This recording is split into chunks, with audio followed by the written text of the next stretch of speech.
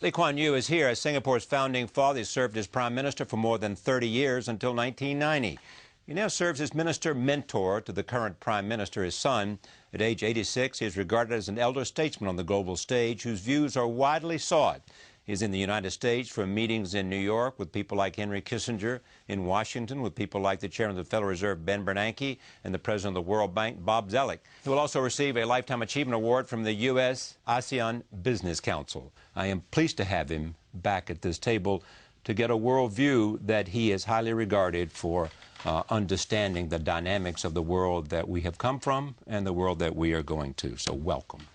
Thank you. Where are we, do you think, in terms of a kind of world order? We have gone through, in the 89 and 90, the collapse of the Soviet Union, the collapse of the Berlin Wall.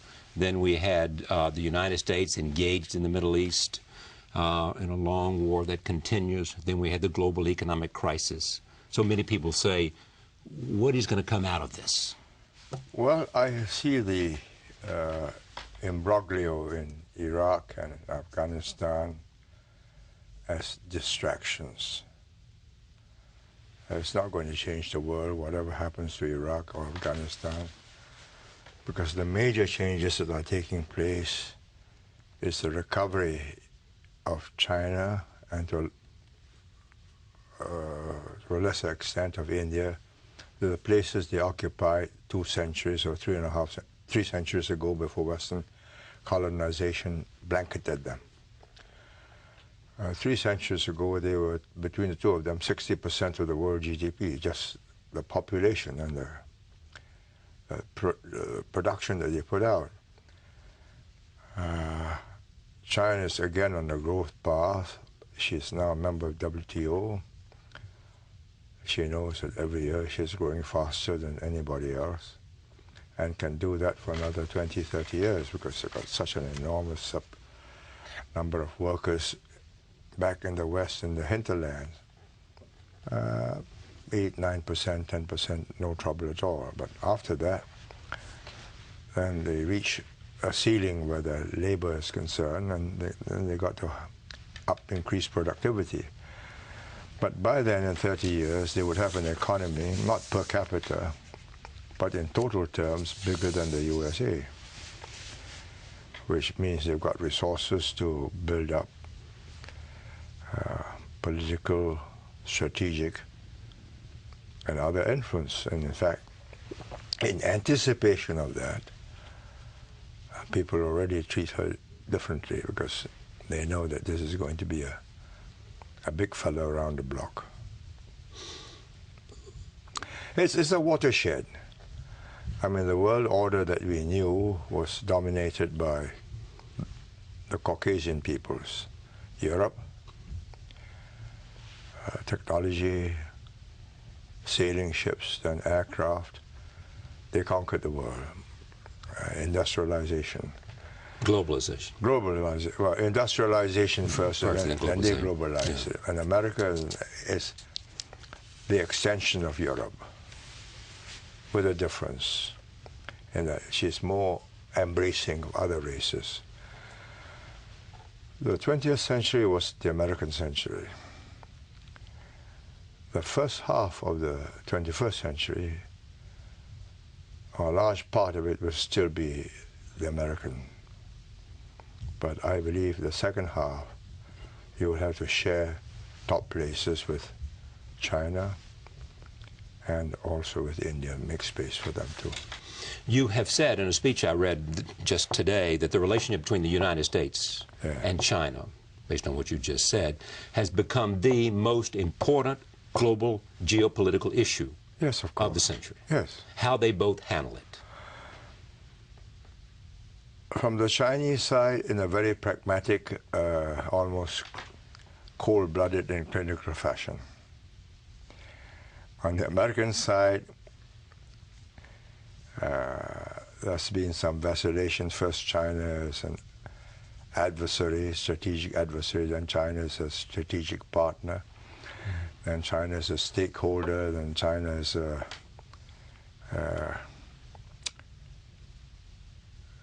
not carrying its weight. But China wants to be, as in the famous words of Bob Zoellick, now the president of the World Bank, and they want to be a stakeholder. as Bob Zoellick coined that phrase. In Singapore, I think. Well, I mean, whatever it was. Wherever it was, yeah. And the Chinese were wondering what that meant. No, they didn't know what stakeholder meant. They now know. Yes, they looked up the dictionaries. They didn't get much out of it. They discussed it with friends, and I'm one of the friends.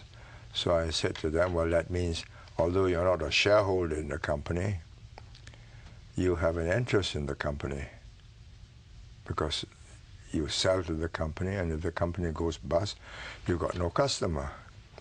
And if you've got no customer, your trade will go down and you have unemployment. So you have an interest in keeping that company going. And they have an interest in keeping you going because you are a good customer. You're a good producer for them. Cheap goods, cheap products, and good quality. Well, there's great hope that they will become more of a consuming economy and we'll become more of a saving economy. You point that out. The Chinese have had 4,000 years or 5,000 years of all kinds of catastrophes. Earthquakes, floods, famine, invasions, where the central government failed entirely. And nobody can help you. You've got to help yourself.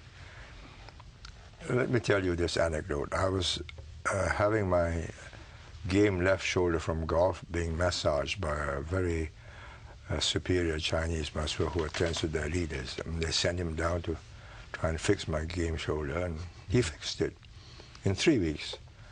So we had to chat because I have 45 minutes on the couch, what can I do? So there was a flood up the Yangtze River. So I said, oh, well, now you've opened up. You get lots of relief supplies.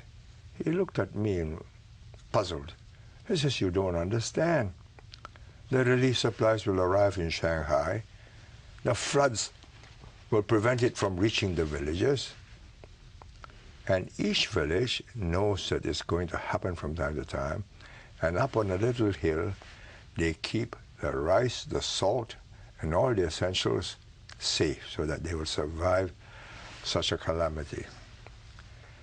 And that habit, just like the Japanese have the kit underneath their bed for earthquakes, that is their habit of surviving. So they stuff the money under the pillow because banks are not trustworthy, or gold. And that habit is not going to change, that habit of saving. It will take a long time. It will take 1-2 generations of affluence. And it may happen in the cities, but it's not going to happen in the countryside. You say this about America as well. You talk about the Chinese as having patience, and they have persistence, and they have discipline, and they have organization. But you say America has something special that will be part of the inevitable competition. It is its resilience and, more importantly, its creativity. Yes, of course. Look, it's not just American talent that gets you here. You're just 300 million people, and they got 1,300 million, and very many more able people.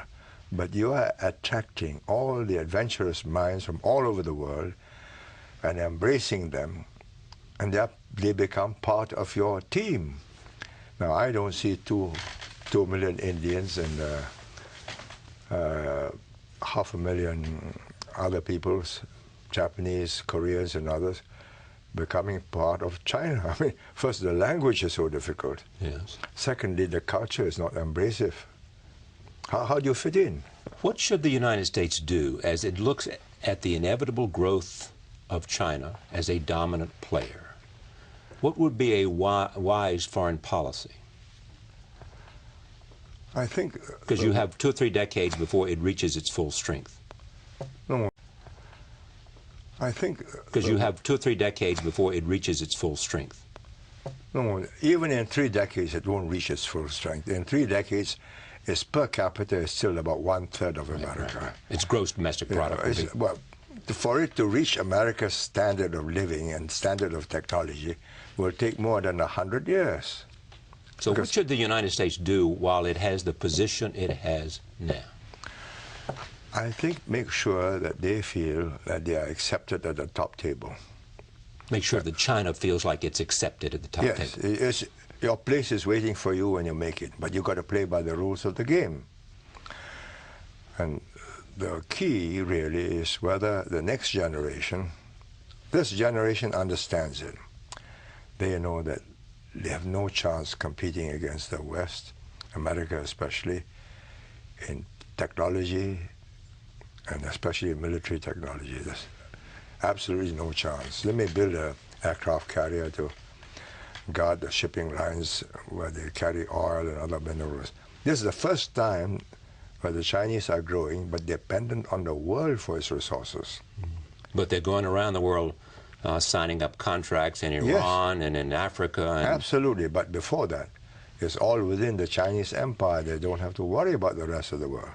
This time, they have to worry about the rest of the world, because without the resources, the oil, the iron ore, nickel, whatever, the growth will stop.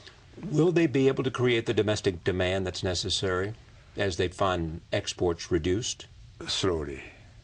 But in the meantime, there's keeping the economy going by enormous expenditure on infrastructure in the West. High-speed roads, high-speed railways, airports, telephone lines, bringing water from the south up to the north where it's arid and dry. Huge, enormous, mammoth projects. That keeps it going. Will India have an advantage, some argue, because it's democracy and China is not? Let me put it this way. If India were as well organized as China, it would go at a different speed. But it's going at the speed it is because it is India. It's not one nation, it's many nations. It has 320 different languages and 32 official languages. So no prime minister in Delhi can at any one time speak in a language and be understood throughout the country. You can do that in Beijing. So in the end, do you think that system will change in Beijing? I think it will have to change as the people get more and more urbanized. Today it's about 40% urban, or less than 40% urban, more than 60% rural. When you reach the tipping point and 60, 70% are urban with mobile phones, PDAs, you can download anything you want, send any messages you want. It's already had its effect. I mean, the Sichuan earthquake, in the old days, nobody would know about it, except seismologists who say, well, such an earthquake took place. Here, immediately, SMS, all the Chinese knew, the world knew, and they had to go public.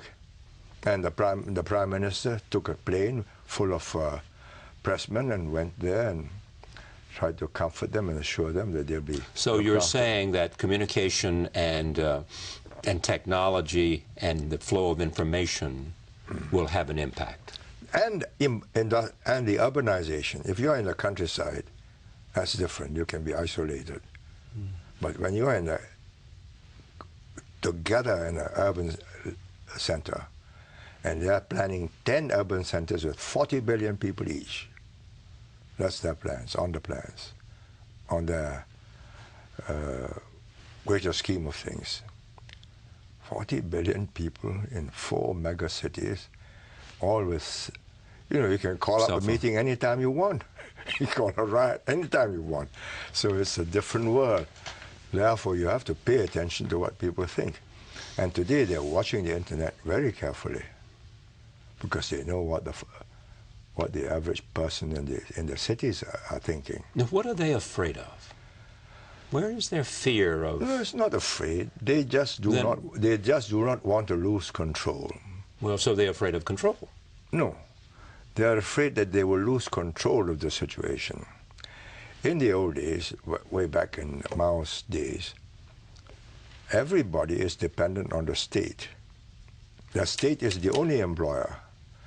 And everybody has what you call a hukou. Hukou is a residence permit. And if you lose your job because you're anti the government or you're a crook or whatever, you've had it. There's no other employer. But today, there are multiple employers, all companies. So people have options. Yes, absolutely. And that means the government has lost control over the people. I mean, they can be entrepreneurs, they run their own businesses, shops, whatever it is. But are they moving towards some form, not a Western form, some form of more participation in the political process? They are co-opting all the successful people into the communist system. that's a smart policy. Jiang Zemin calls it the three representatives.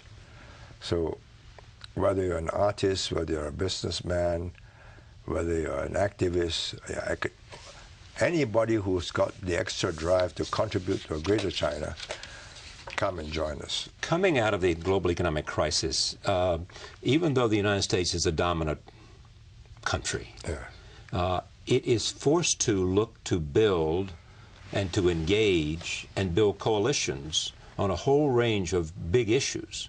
And there is never now a guarantee of unanimous support. It's hard to put together, for example, sanctions against Iran. Iran is a special case. Iran got oil and gas. The Chinese desperately need oil and gas. Russia is playing a game with Iran. Russia doesn't need oil and gas, but Russia wants to cut the U.S. down to size and remind the U.S., you need me to run the world. With the Chinese, they are doing their calculations. I think in extremis, they must know that if they buck the world, once the Russian says, all right, we agree, I would bet 50-50 that the Chinese will also say we So if the Russians say we'll engage in sanctions, the Chinese will follow? They would not want to be the odd man out and be held responsible. What if the United States would find another partner or another supplier of energy for Iran? No, in place of Iran. Yes. Where do you find it? Well, in the Middle East, in Saudi Arabia, No. Not possible. Not possible. But I had a Chinese diplomat say to me that they would welcome that. That if in fact they did not have a necessity of needing Iranian oil, they would go along with sanctions because they don't think they need Iranian oil, they need Arabian oil, they need Nigerian oil, they need Angolan oil, they need all the oil they can find anywhere. Yes, of course. To fuel the economic growth at 8%. Absolutely. Tell me about Russia and how you see Russia today.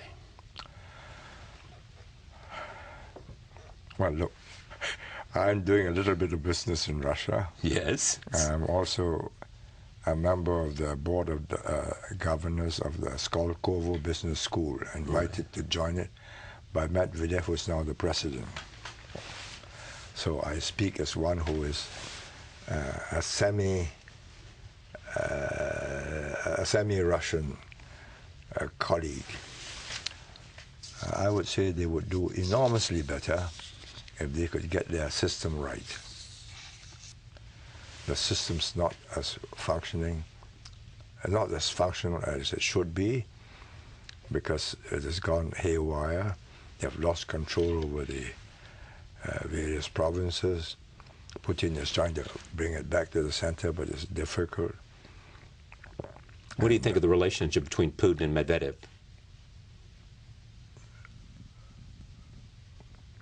Everybody knows that Mr. Medvedev is a good friend of Putin, and also knows that Mr. Putin is a very powerful fellow. And Mr. Medvedev is working through very powerful men called Silivokis, who are all from the FSB. Which is a former KGB. Yes, I mean, so I would not. Mr. Medvedev is a highly intelligent man. He's a good friend of Putin, and he sees no reason why he should want to clash with Putin. And Mr. Putin will return to be president another day. I would say the probabilities are high. But you also said in this speech that I read that their capabilities of Russia are limited. The capabilities are limited. Well, they've got enormous nuclear arsenal. But what else? Their army is a very different army now. The Air Force, they're building new fighters, but I mean, their Navy. And their population is declining. AIDS, alcohol, drugs, and pessimism. I mean, if every year more Russians die than Russians are born, because people are not optimistic. In America, people are optimistic and say, right, I'll bring a child up bring a child into the world. But when your life is so harsh, and from time to time it gets better when the oil price goes up, but that's only momentary. You have a different view of the future, so what's the point of this? What about Japan, back to Asia? I think the Japanese need an overhaul. In terms of that political system? Yeah. And in terms of their acceptance of immigrants. Their birth rate is 1 point, their fertility rate is just slightly higher than ours. We are 1.29, they're 1.38, and they're shrinking. But we are a small population, so we can make up with any numbers, from young, bright Indians, young, bright Chinese, young, bright Malaysians, and all the people around the world. And some Middle Easterners, we now have Ukrainians serving in our army, our citizens. Because they think Singapore... Ukrainians in Singapore? Yes, of course. Russians too. East Europeans.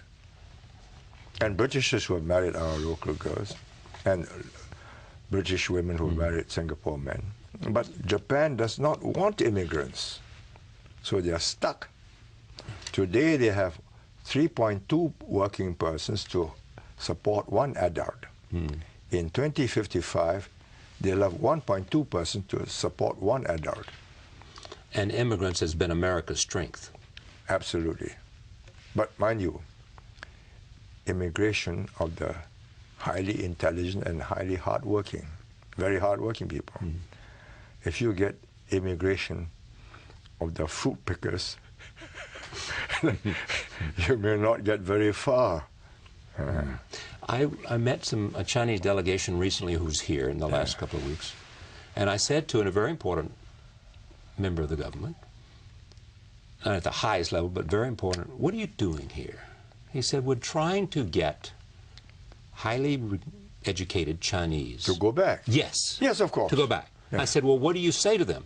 Say to them, you'll have opportunity, and I say to them, the homeland needs you. Yeah. That's what he said. Yeah, that doesn't sell.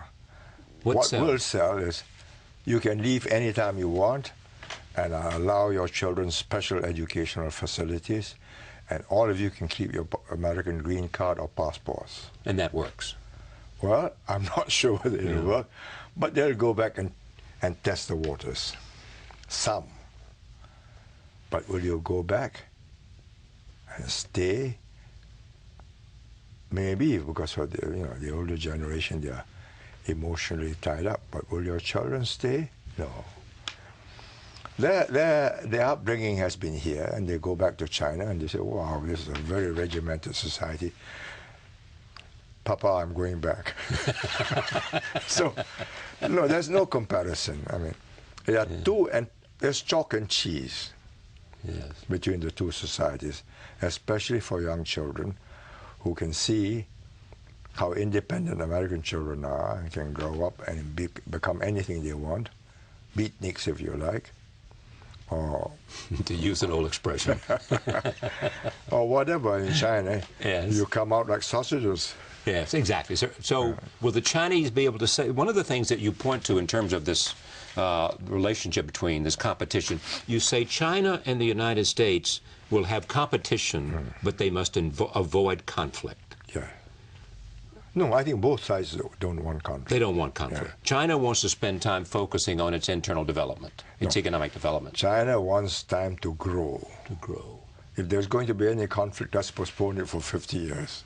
But inevitably, at some point, as China grows, it's going to want to be the dominant nation in the world because it'll have... But it is not going back to Tang China or Han China, where they were the only dominant power in the world. This time they're going back to a world where there are several dominant poles that's as inventive and more creative than them. So we're looking at a multipolar world. Yes, absolutely. And we'll never go back to sort of the kind of thing that we had between the Soviet Union and the United States. No. There'll be the U.S., there'll be China. The Indians are going to be themselves. They're not going to be anybody's lackey. They may not be as big as China in GDP. And you also suggest they've got to develop a manufacturing capacity. Yes, of course. You're going to have... Europe will be an economic force. It will not be a strategic, political, or military force because they can't get together. The foreign policy. It's inevitable that they can never get together? I'm not saying it's inevitable, but if you look at them, there's still 27 different nations. I mean, they won't accept one language, although they all use English as a second language. But you tell them that in Brussels you speak either French or English, or either your own language or English, which is what is actually happening in committees, they absolutely refuse. So how long will that take to disappear? I don't know. I think it may never happen. Take Singapore. Yes. You have said that Singapore has to maintain its relevance. Yes. It has to be a place that people want to invest in. It has to be a place, go ahead. It has to be a place that's useful to the world. Otherwise it wouldn't exist.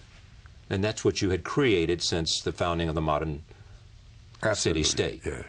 We have made ourselves relevant to the world. And how will you maintain your relevancy? By keeping on changing. You cannot maintain your relevance by just staying put. The world changes. There are shifts in the geopolitics and the economics of the world. We've got to watch it and we've got to ride it. You surf with the... As the surf comes this way, you ride the surf. We are keeping our links with America, with Japan, with Europe. They brought us to where we are. And you're not going to have to choose sides. No other nation will have to choose sides. We absolutely refuse to choose sides. But we will not choose sides between America and China or between China and India. But I just read today an announcement by your sovereign wealth fund in Singapore of like over, what, $1.3 billion in new investments, none coming to the United States, going to China, to India, to Brazil, and I've forgotten where else.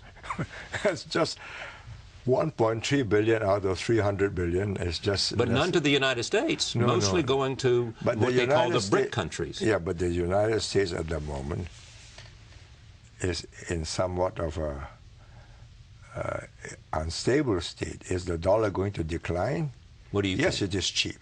But supposing you buy and the deficits grow and Ben Bernanke is unable, your federal chairman is unable to draw enough liquidity out of the market, and you got hyperinflation. Wow, it'll go down and you've lost money. So everybody's hedging. And there's a very small So they're hedging hedge. by looking at other places too. Yeah, but where? You tell me. No, tell me where. If it's not the United States, there's nowhere to go right now. We go to partly to the euro. Yeah. We're not going to, very little to Japan, Australia, New Zealand. The RMP, the Chinese yuan, is highly controlled. They can make it go up, they can make it go down, and you're not quite sure which way it's going to go.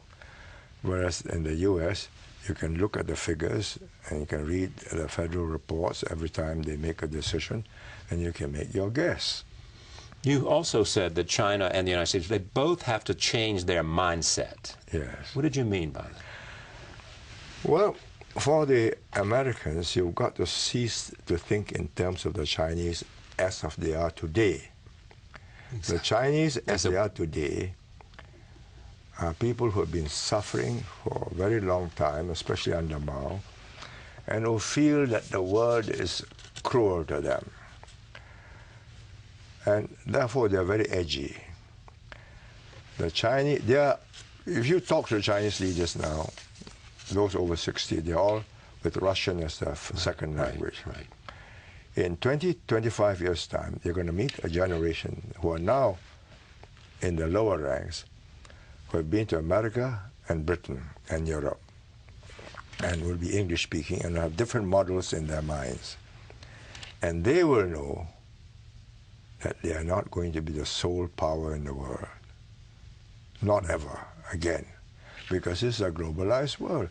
And they know that they are dependent on the world for their growth, the resources that they need. So they're going to be part of the world. Yes.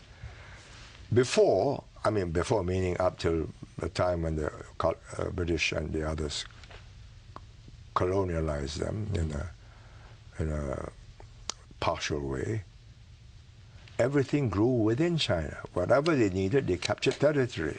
Then they found global markets. George H.W. Bush invited them to sell to America. He was the U.S. representative before they had ambassadors. And he had a liking for them. They were good to him. So he says, you sell to us. And they sold, and it succeeded. And they said, yeah, this is the way to get out of our poverty. That was your friend Deng Xiaoping that saw that. Yes. Yeah. Then they got into the World Trade Center as a member, WTO.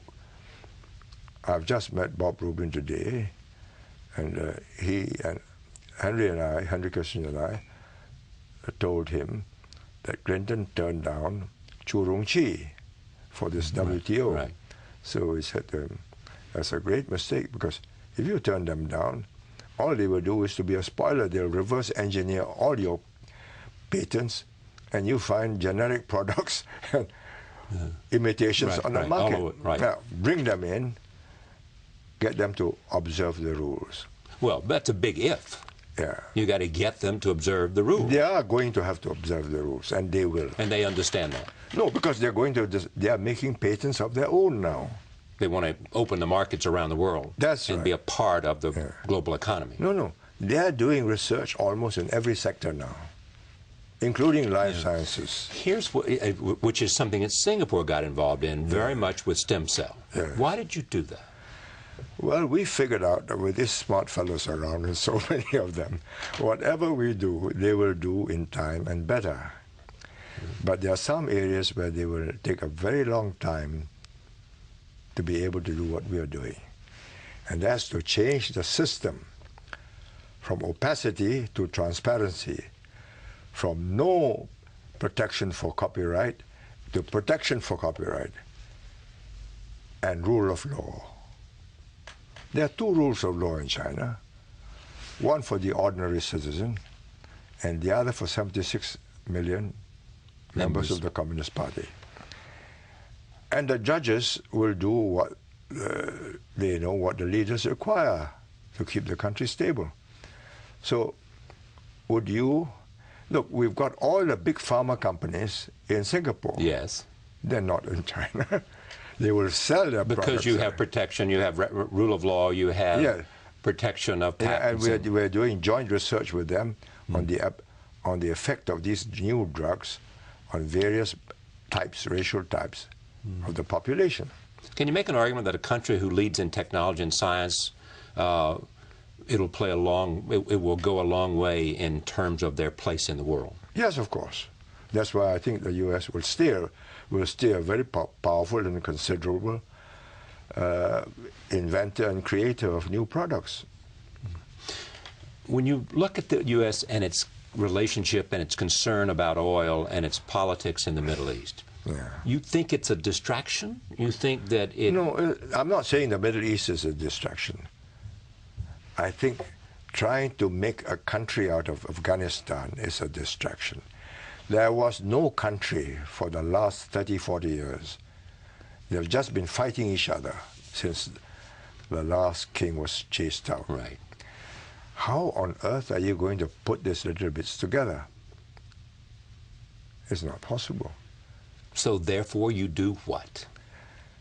I'm not an expert, but in my simple mind, it strikes me that you Yeah. won in Iraq, you won in Afghanistan, not because you fought the Taliban, but because you got the Northern Alliance to fight them. Exactly. And you provided the Northern Alliance with intelligence and the capabilities to bomb them and target them. And they captured the South. Now, Yeah, but I mean, they've got governance problems over there, too. that's all right, but that's their problem. Why do you want to make it your problem? So what would you do? Would you pull all the troops out and let whatever happens to Afghanistan happens to Afghanistan? It's not that threatening to the United States. Is that the argument? I don't know about that, because I think it cannot be more difficult for the United States than to have your troops stuck there.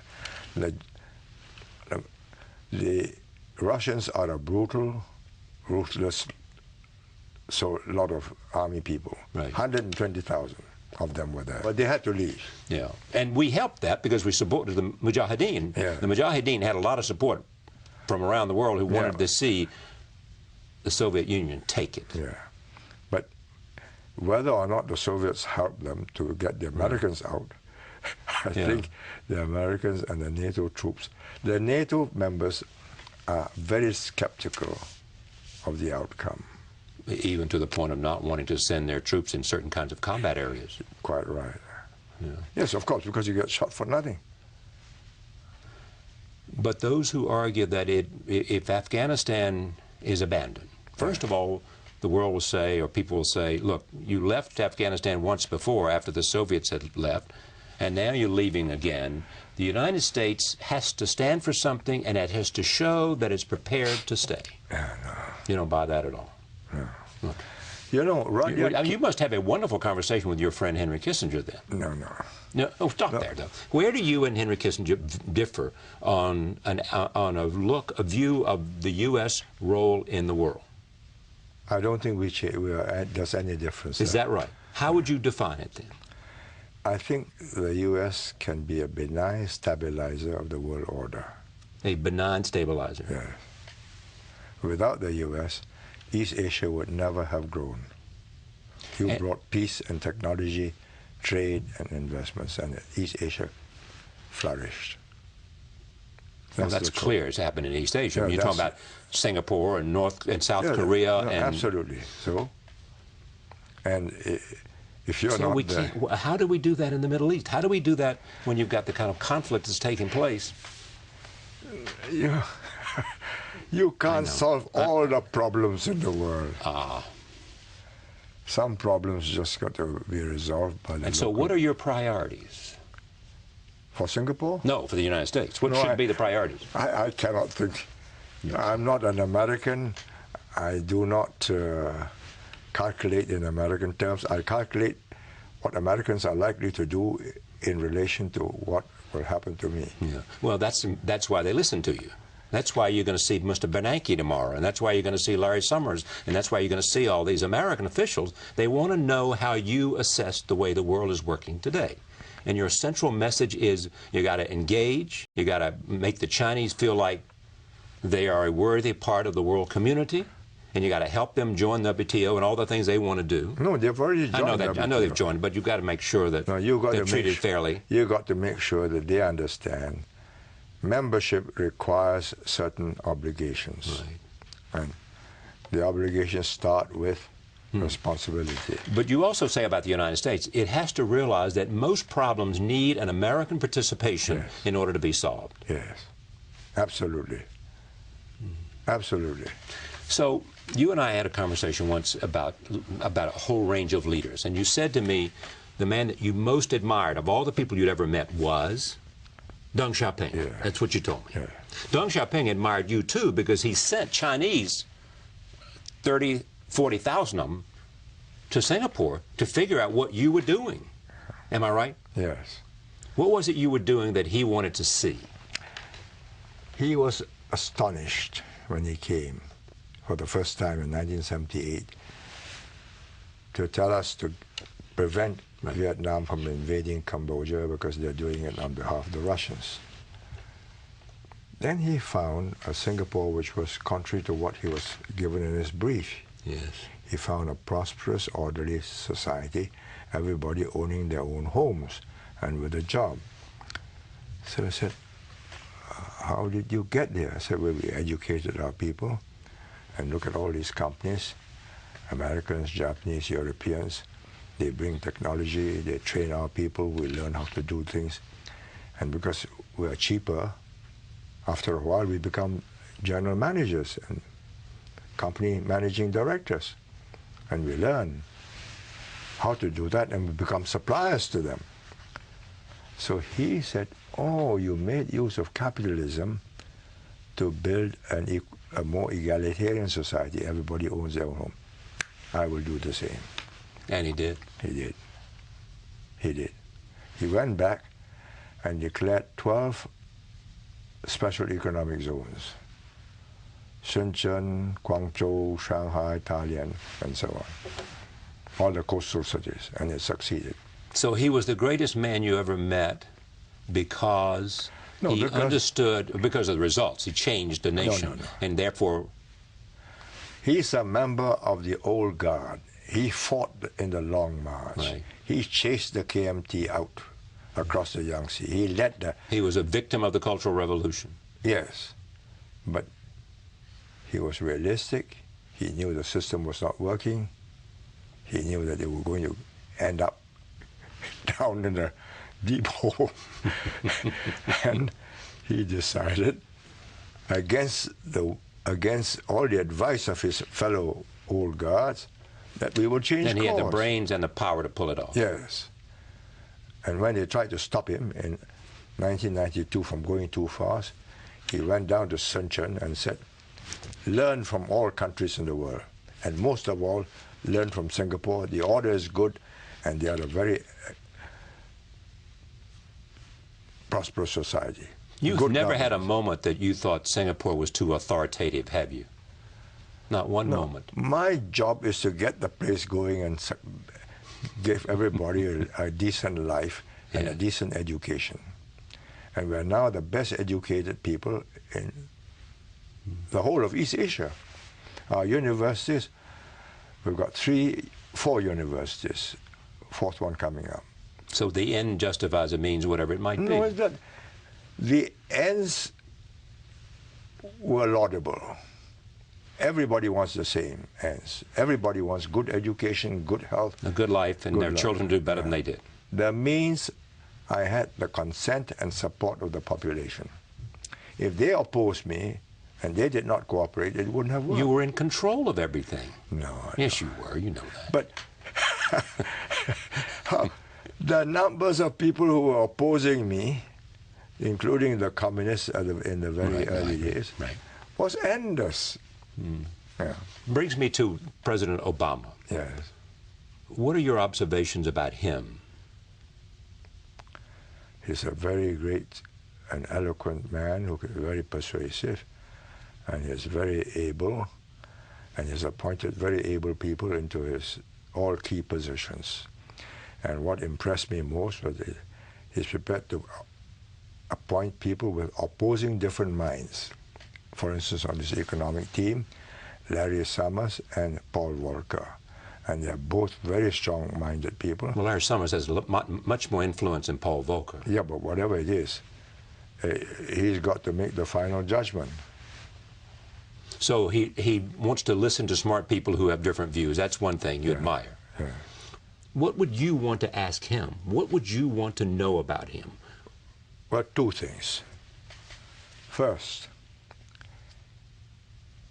that the 21st century will be a contest for supremacy in the Pacific, because that's where the growth will be. That's where the bulk of the economic strength of the globe will come from. Now, if you do not hold your ground in the Pacific, you cannot be a world leader. The world leader must hold his ground in the Pacific. That's number 1.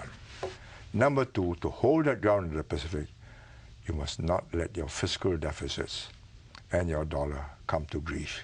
If it comes to grief in the short term, and there's a run on the dollar for whatever reason, because your deficits are too big and the the financial community, the bankers and all the hedge funds and everybody come to a conclusion that you're not going to tackle these deficits, and they begin to move their assets out, that's real trouble.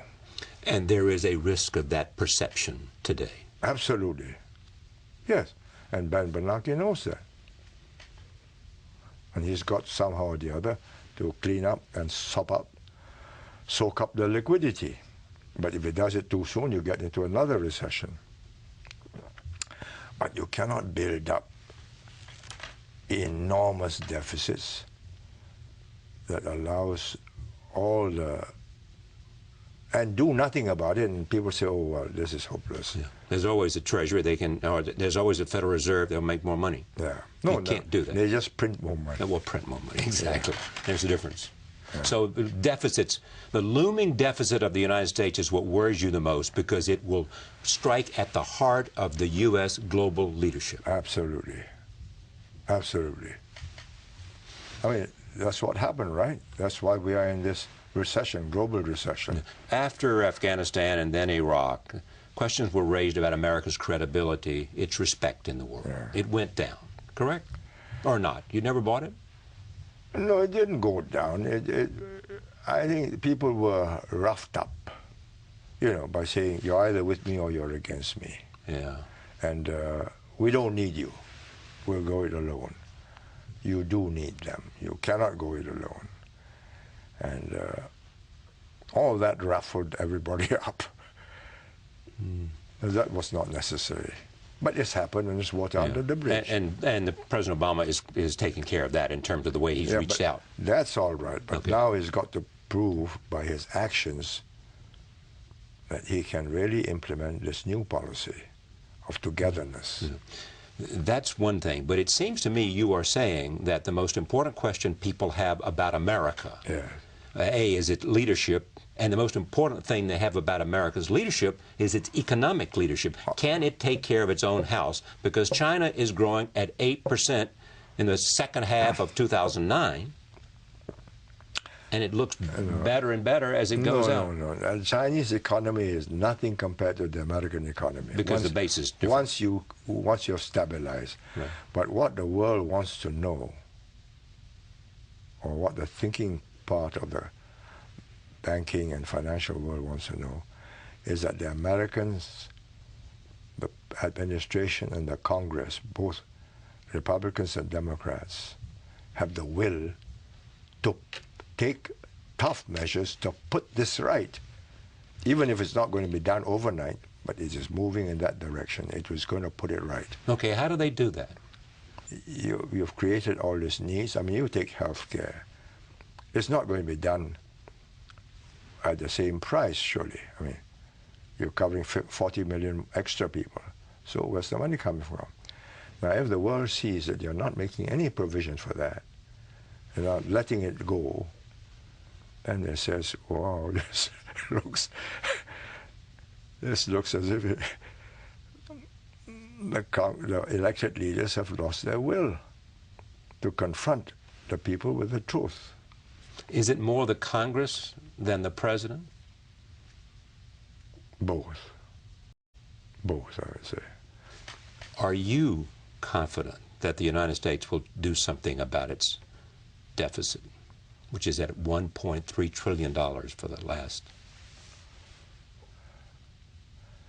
Well, if I'm not confident, and I have no hope of that, I wouldn't be here. Simple as that. Be here meaning? Be in America and wanting to understand what you're doing and what is going to come out of this, of your policies. So I meet people who were in the administration, who are in the administration, to understand the thinking, the feel, and their gut feeling of what's happening. What's the most important change and most significant change in your way of thinking about the world over the last 20 years? That the impossible can happen. I never thought that the Soviet Union would implode so easily. And I never thought that the Chinese would abandon the communist system and move into the free market so readily. It was unthinkable 20 years ago. Both has happened. The world has changed. And it's not clear exactly how it's all going to... No, it is not exactly clear when it will happen. Exactly. But that it will happen now in the long term, 50 to 100 years, yes. And the center of gravity is shifting to Asia. Must be, because the population's there. The talent pool of 1.3 billion people, plus the Japanese, the Koreans, and the Vietnamese and the others, no, it can match Europe and America. But that talent pool was inert, did not have science and technology, did not care about science and technology. But now, everything that you do, Asia is doing. You go into stem cell research, we are going into stem cell research. Tiny Singapore has to go into it in order to get into a field where the Chinese cannot compete with us. And the Chinese are in it in a very big way. They're watching you, and whatever you do, say, oh yes, we will do that. They're far behind, of course, but given time, they're going to catch up. They're enormously curious. They are. Enormously curious. Not just curious, they're enormously ambitious to catch up. For good reasons and for good ends. That you must ask them. But I think the reason is they have a sense of frustration that they were down for so long. Right. Let's make it now. Here's our chance. And the United States has to encourage them? No, you don't have to encourage them. You just got to understand that they don't want to be an honorary member of the West, unlike Russia. They're quite happy to be Chinese and to remain as such. So when you tell them you ought to do this, you ought to do that, they say, yes, thank you. And at the back of their minds, we have lasted 5,000 years, have you? That Beijing Olympics, if you watch it, what was the message? We're back. No, 5,000 years. And don't forget, we invented all these things. And we're going to go ahead in the next 5,000 years. It's the only country where a language has survived 5,000 years. The only country where the present generation shares the same basic thinking as the past. And they're very proud of it. I mean, you read Hu Jintao's speech on the 60th anniversary. I mean, it's all translated on the web. No. What is it? We have 5,000 years of civilization. We are going to get there. And it's a rousing speech. It may take us a long time. You're going to work very hard. We will do it. That's their mood. So you don't have to encourage them. What you've got to get them to understand is, with it goes responsibility. Hungry Africans, hungry, sick other people. This is a global problem. You can't just take copper and gold and to hell with it. You've got to have a responsibility for the people whose copper and gold you're mining. It goes with the job. And they will have to learn that. I think they're already beginning to learn that, so they're giving something back. It's a pleasure to talk to you again, as always.